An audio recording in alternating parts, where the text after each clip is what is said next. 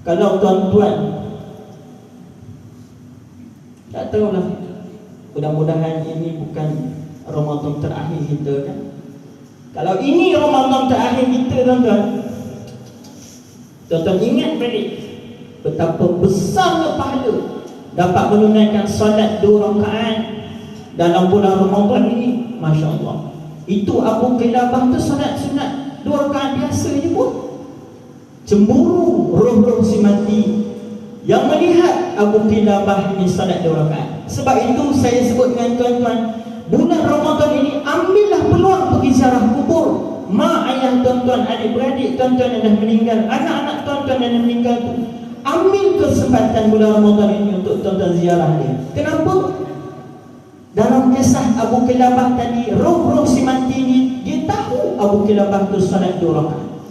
Sebab itu dalam hadis Nabi sebut, ma min rajulin yamurru bi qabri akhihi al-mu'min kana ya'rifuhu fasallama alaihi radda alaihi salam.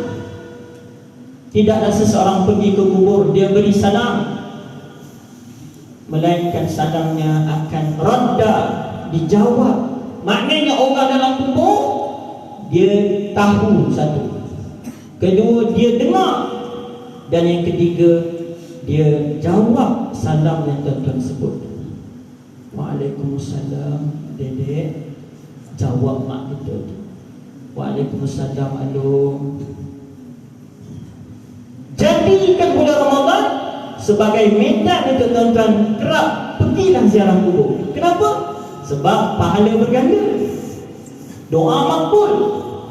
Saya tahu ada orang sebelum Ramadan dia pergi kubur kan.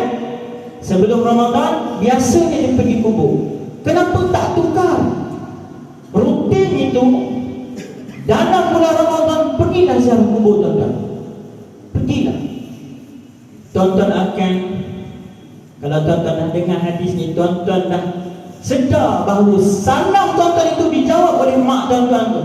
Dia tahu dalam kitab Ar-Ruh, roh-roh sekitar kubur mak kita tu akan sebut, tu anak kau datang tu, itu isteri kau datang tu, itu cucu kau datang tu.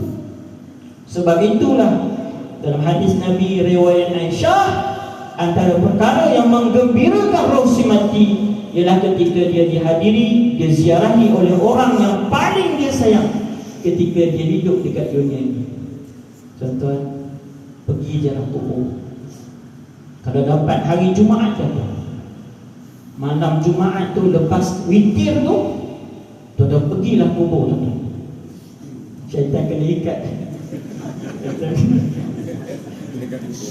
Saya tahu salam kan tadi saya dah sebut hadis Nabi. Tuan-tuan kata, ustaz ni kita beri salam ni, orang dalam kubur tu jawab salam. Takutnya takutlah tiba-tiba dengar lagu Waalaikumsalam sudah. Tidaklah, kita tak akan dengar. Okay, saya rasa itu sahajalah.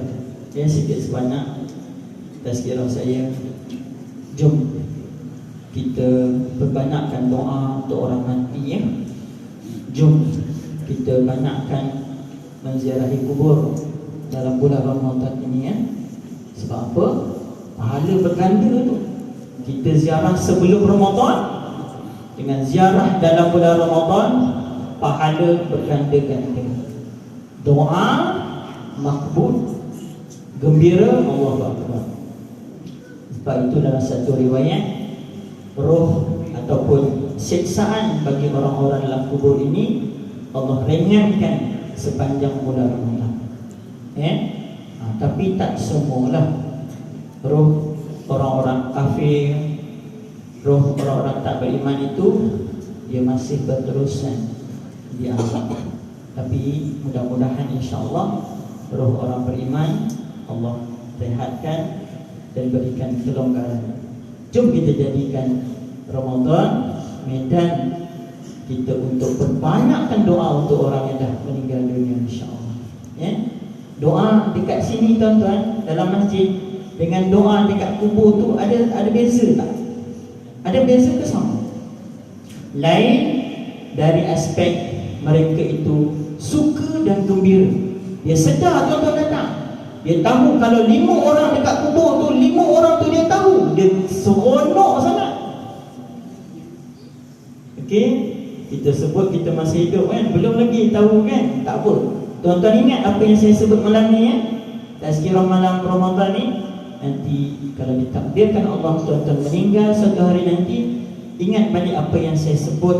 Tuan-tuan akan dengar, tuan-tuan tahu, tuan-tuan akan jawab salam anak, isteri, adik-beradik tuan-tuan, suami tuan-tuan dan sebagainya.